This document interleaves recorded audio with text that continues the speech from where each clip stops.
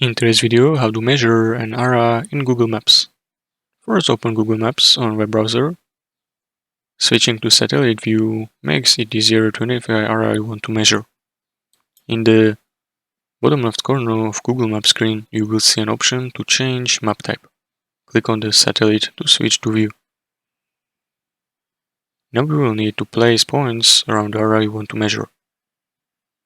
Place cursor at the starting point of the area you want to measure, right-click on the map, and select Measure Distance from the context menu. Click on the map to create points around the perimeter of the area you want to measure. Continue dig points until you have circled back to the original point. Make sure to connect the last point back to the starting point to close shape. Once you close shape, Google Maps will calculate and display total area. Look at the box at the bottom of screen labeled Measure Distance. You will see total area in the square meters or square kilometers, depending on our size of area.